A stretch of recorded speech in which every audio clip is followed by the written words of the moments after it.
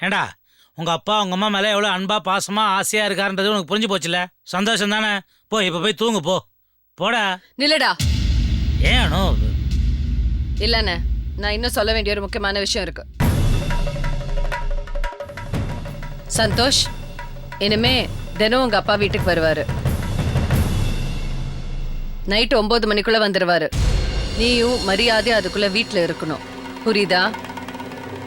ஓ.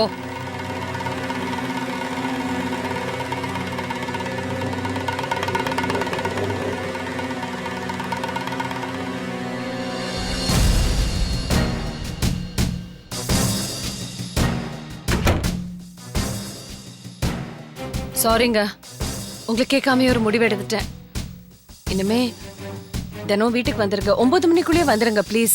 No, அது வந்து இல்லங்க, தயவு செஞ்சு புரிஞ்சுக்கோங்க. இதுதான் உங்களுக்கு நல்லது, எனக்கு நல்லது, நம்ம பசங்களுக்கும் நல்லது.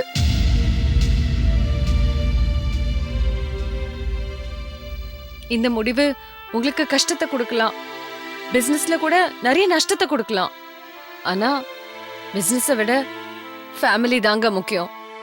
அனு, நான் ஏனே, இந்த முடிவுல உங்களுக்கும் சம்மதம் தானே? என்ன இப்படி கேட்குற நீ? எப்போ நீ ஆஃபீஸ் பிஸ்னஸோட வீடு தான் முக்கியம்னு ஆணித்தரமா சொல்லிட்டியோ, இவனால அதை எதிர்த்து மறுபேச்சு பேச முடியுமா? என்ன சொல்ற ராஜராமா? ஆமா. டேய், நான் அப்புறம் சாப்பிடவே இல்லை. அனு ஃபோன் பண்ணோன்னு மெஸ்ஸுக்கு போகாம நேரா ஓடி வந்துட்டேன். பயங்கரமா பசிக்குது. சாப்பிட ஏதாவது இருக்கானோ? என்னண்ணே இப்படி கேக்குறீங்க? வாங்க, நீங்களும் வாங்க. இல்ல, எனக்கு பசி இல்ல. டேய், என்னடா பசி இல்லை கிசி இல்லைன்ட்டு? நீ போய் தட்டு எடுத்து வேமா வருவான். டேய் வாடா.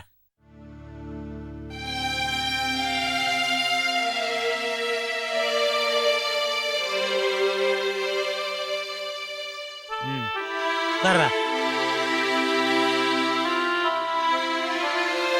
நிவேதா, சந்தோஷம் சாப்பிடலாம், அவனை வர சொல்லு.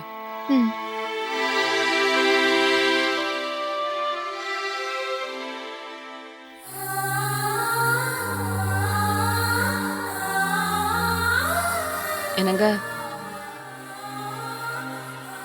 தடவையா உங்ககிட்ட கோவப்பட்டுட்டேன். தயவு செஞ்சு என்ன மன்னிச்சிடுங்க.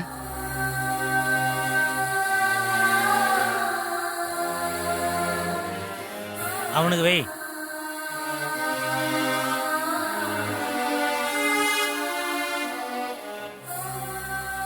இப்படி நீங்க சந்தோஷோட உட்காந்து சாப்பிட்டு எவ்வளவு நாள் ஆச்சுங்க? நீங்க அப்படி இல்லாததுனால தான் எல்லா பிரச்சனையும் ஆரம்பமாச்சு. இனிமே அப்படிலாம் நடக்க கூடாது.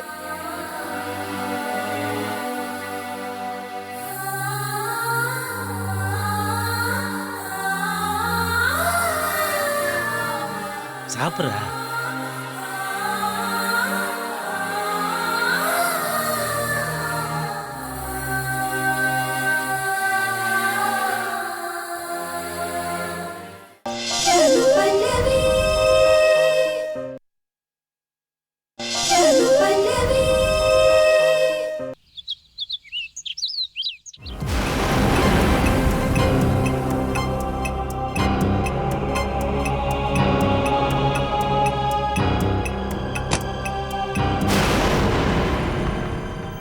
சந்தோஷ்,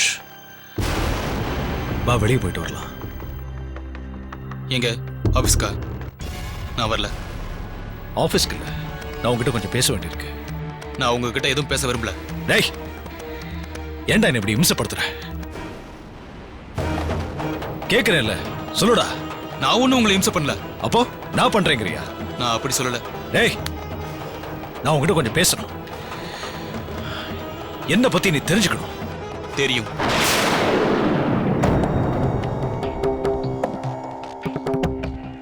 ஆனா இது வரைக்கும் நான் அம்மா கிட்ட எதையும் சொல்லல. நான் சொல்றதும் சொல்லாம இருக்கிறதும் இனிமே நீங்க நடந்துக்கிறதுல தான் இருக்கு. அம்மா சொன்ன மாதிரி டெய்லி நீங்க இந்த வீட்டுக்கு வந்துருவீங்கன்னு நினைக்கிறேன். சந்தோஷ், என்ன பத்தி முழுசா தெரிஞ்சுக்கிட்டு நீ என்ன முடிவு வேணும்னாலும் எடுத்துக்க. ஒரு அப்பனுக்கு வாழ்க்கையில வரவே கூடாத வேதனை என்ன தெரியுமா? பிள்ளைங்க கிட்ட கெஞ்சி அவங்களோட காலில் விடுற நிலைமை வரவே கூடாதுடா. என்ன அந்த நிலைமைக்கு ஆளாக்கிடாத சந்தோஷ், ப்ளீஸ் என் கூட வா.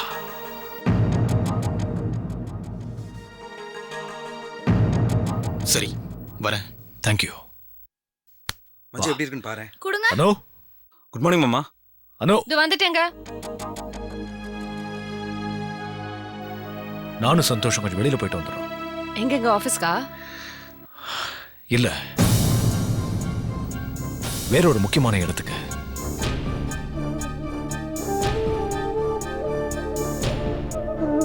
வரேன் அனு. வா சந்தோஷ்.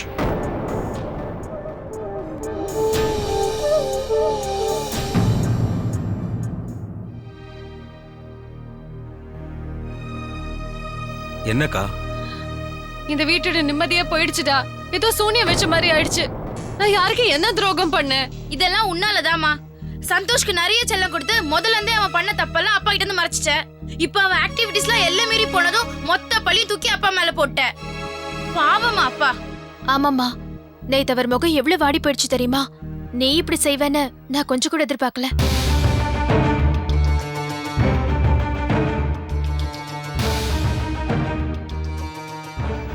அக்கா, காமேஷ் ப்ளீஸ், நான் கொஞ்சம் தனியா இருக்கணும்னு நினைக்கிறேன்.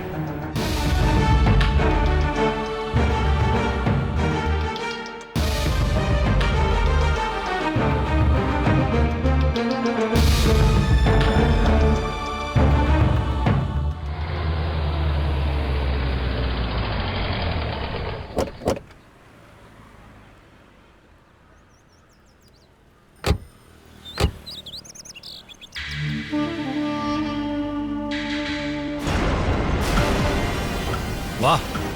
இங்க எதுக்கு கூட்டிட்டு வந்தீங்க? இது பெரியம்மா வீடு. தெரிஞ்சுதான் கூட்டு வந்திருக்கேன். உள்ள வா.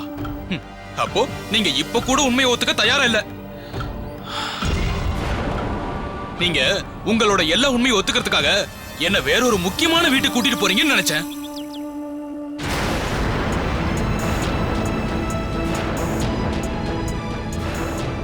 சந்தோஷ், உங்ககிட்ட எதையும் மறைக்க நான் விரும்பல. எல்லாத்தையும் சொல்லிடணுங்கிற எண்ணத்தோட தான் நீங்க கூட்டிட்டு வந்திருக்கேன். தயவு செஞ்சு உள்ள வா. அப்போ பெரியப்பாவுக்கும் பெரியம்மாவுக்கும் இந்த விஷயமெல்லாம் தெரியும். என்ன சந்தோஷ், ஷாக்கிங்கா இருக்கா? சந்தோஷ், முதல்ல காஃபி சாப்பிடு, அப்புறம் எல்லாத்தையும் பொறுமையா பேசலாம். காஃபி வேண்டாம், ஒண்ணு வேண்டாம். சந்தோஷ். சந்தோஷ் ப்ளீஸ், நாங்க சொல்றது கொஞ்சம் பொறுமையா கேளுடா. என்ன கேட்க சொல்றீங்க பெரியம்மா? எல்லாரும் சேர்ந்து எங்க அம்மாவை ஏமாத்திக்கிட்டு இருக்கீங்க. இது உங்களுக்கே அநியாயமா இல்ல? சந்தோஷ், அணுவை யாருமே ஏமாத்தல. அப்போ இவர் எங்க அம்மாவுக்கு துரோகம் பண்ணலன்னு சொல்றீங்களா? இவர் அந்த பல்லவியோட ஜோடி போட்டு போனதை பார்த்தது நான் அத பொய்ன்னு சொல்றீங்களா? பல்லவி உங்க அப்பாவோட ரெண்டாவது வைஃப்ங்கிறது உண்மைதான். ஆனா அது ஏன் நடந்துச்சு அததான்டா நீ புரிஞ்சுக்கணும். நடந்தது உண்மைன்னு நீங்களே சொன்னதுக்கு அப்புறம் நான் எதை புரிஞ்சுக்கணும் பெரியம்மா? சந்தோஷ், கொஞ்சம் சொல்றத பொறுமையா கேளு. உங்கள மாதிரி பொறுமையா இருக்கணும்னா நான் மனுஷனா இருக்க கூடாது, வெறும் மரக்கட்டையா தான் இருக்கணும். ஏன் பெரியம்மா, உங்க சொந்த சிஸ்டருக்கு இவ்வளவு பெரிய துரோகம் நடந்திருக்கு. அது தெரிஞ்சும் இந்த பெரிய மனுஷனை வீட்டுக்குள்ள விட்டு உபச்சாரம் பண்ணி காஃபி குடுக்குறீங்களா? உங்களுக்கு என்ன பைத்தியமா? God Santosh, just stop it. என்ன மேல மேல பேசிட்டு போயிட்டே இருக்க? உன் அம்மா வாழ்க்கை மேல உனக்கு எவ்வளவு அக்கறை இருக்கோ அதை விட அதிகமா என் தங்கச்சி வாழ்க்கையில எனக்கு இருக்கு. ஆரம்பத்துல இந்த விஷயம் தெரிஞ்சப்ப நானும் இப்படிதான், இன்ஃபேக்ட் உன்னை விட அதிகமாவே கோவப்பட்டேன். ஆனா பல்லவி கழுத்துல இவர் ஏன் தாலி கட்டினார்னு எக்ஸ்பிளைன் பண்ண அப்புறம் அவர் மேல எந்த தப்பும் இல்லைன்னு நான் புரிஞ்சுக்கிட்டேன். Do you understand? புரிஞ்சுக்கிட்டது மட்டும் இல்ல சந்தோஷ், அணுவும் பல்லவியும் ஒண்ணு சேரத்துக்கு ருக்கு போராடிட்டு இருக்கா. அதுக்கு நானும் சப்போர்ட்டா இருக்கேன். உங்க அப்பா நிஜமாவே தப்பு பண்ணிருந்தா அவருக்கு நாங்க சப்போர்ட் பண்ணிருப்போமா? அந்த அளவுக்கு நாங்க என்ன முட்டாளுங்களா? இவர் தப்பு பண்ணல, இவர் பக்கம் நியாயம் இருக்குன்னா அப்புறம் எதுக்கு இவர் தேவையில்லாம ரெட்ட வாழ்க்கை வாழணும்?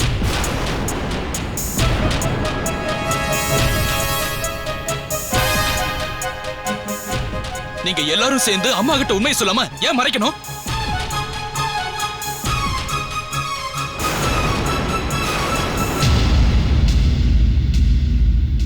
நீங்க புரிஞ்சுக்கிட்ட நியாயத்தை அம்மாவும் புரிஞ்சுப்பாங்கன்னு ஏன் அந்த நம்பிக்கை உங்களுக்கு இல்லாம போயிடுச்சு?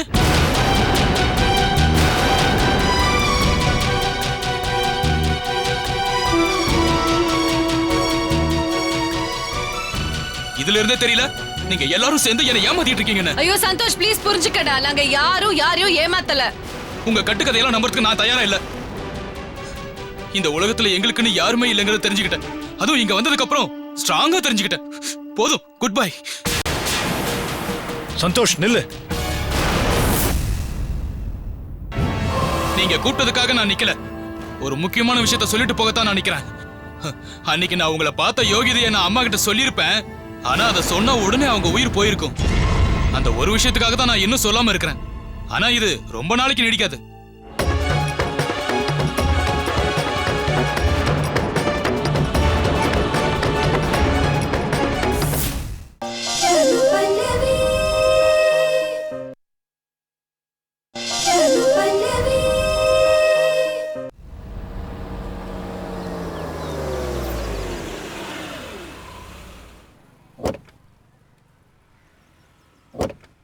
பல்லவி, எப்படி இருக்கீங்க பல்லவி? ஆ நல்லா இருக்கேன். Hello aunty. ஆ, சந்தோஷ் பேசின பேச்சு இன்னும் என் மனசுல உறுத்திட்டு தான் இருக்கு.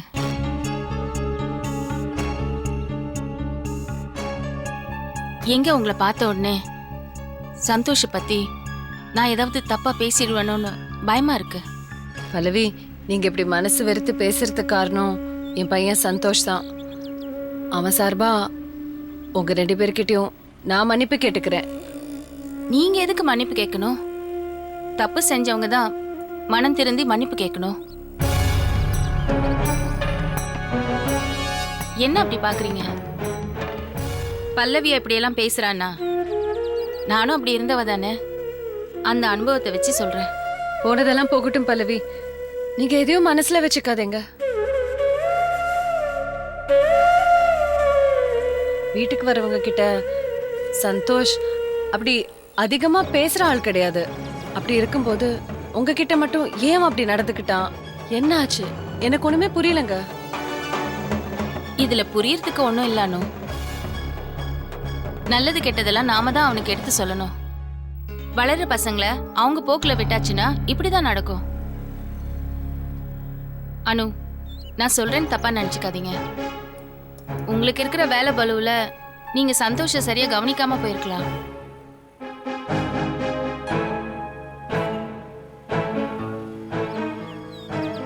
ஆனா கார்த்தியை நாங்க அப்படி வளர்க்கல. அவனை தட்டி கொடுக்க வேண்டிய நேரத்துல தட்டி கொடுத்து, கண்டிக்க வேண்டிய நேரத்துல கண்டிச்சு அவனை நல்லபடியா தான் வளர்த்தோம். அதனாலதான் இன்னைக்கும் அவன் பெத்தவங்களுக்கு நல்ல பேரை வாங்கி கொடுத்துட்டு இருக்கான்.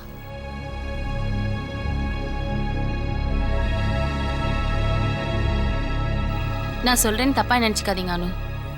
உங்க பையன் சந்தோஷால உங்களுக்கோ உங்க ஹஸ்பண்டுக்கோ கண்டிப்பா நல்ல பேர் கிடைக்க போறதில்ல. நான் வரேன். வாடா.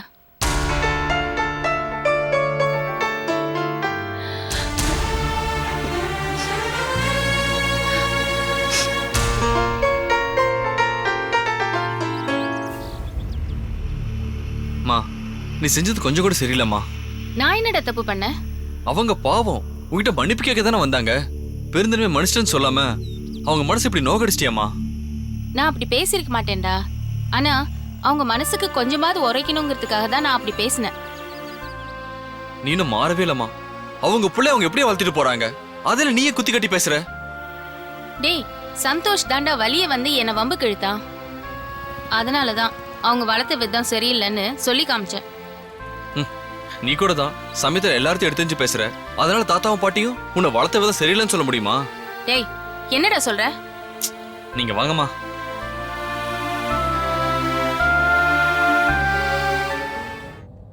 என்னம்மா தலைவலி ரொம்ப ஜாஸ்தியா இருக்கா?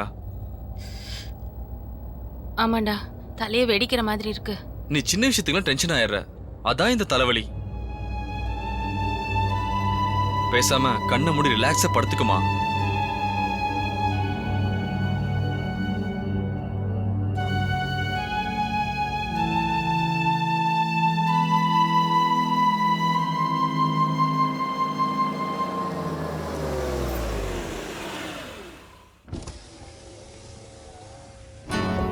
அட கார்த்தியா, என்ன கார்த்தி, எப்படி இருக்க? உடம்பெல்லாம் நல்லா இருக்கா? நல்லா இருக்கேன் பாட்டி, எல்லாம் உங்க ஆசீர்வாதம் தான். அம்மா, நீங்க இந்த வெயில் எங்க போயிட்டு இருக்கீங்க? உச்சிக்கால பூஜைக்கு துர்காயம்மன் கோயில்ல போய் விளக்கு போட்டுட்டு இப்ப வீட்டுக்கு போயிட்டு இருக்கேன். சரி பாட்டி, கார்ல இருங்க, உங்களை வீட்டுல டிராப் பண்ணிட்டு அப்படியே போறேன். ஐயோ, காரெல்லாம் வேண்டாம்ப்பா, நான் நடந்தே போய்ப்பேன். சொன்ன கேளுங்க பாட்டி, வெயில் வேற ரொம்ப கடுமையா இருக்கு. நீ வேற, எனக்கு இதெல்லாம் பழக்கம்பா. நான் நடந்தே போயிடுவேன்.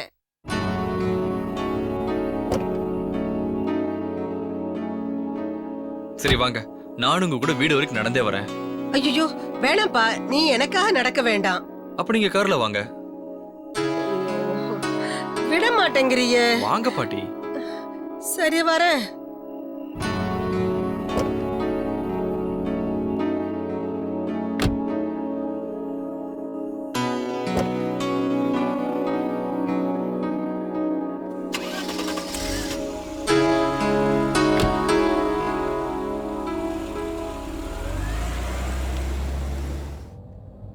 ஏன் கார்த்தி, உடம்பு சரியில்லாம படுத்து ஏந்திருச்சு, இப்பதான் நல்லா இருக்க.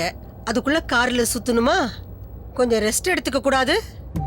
இப்படி வந்தனாலதான் உங்களை பார்க்க முடிஞ்சது, கார்லயே அழைச்சிட்டு போக முடிஞ்சது. பரவாயில்ல, சாமர்த்தியமா பதில் சொல்ற. யார்கிட்ட பேசிட்டு இருக்க கார்த்தி?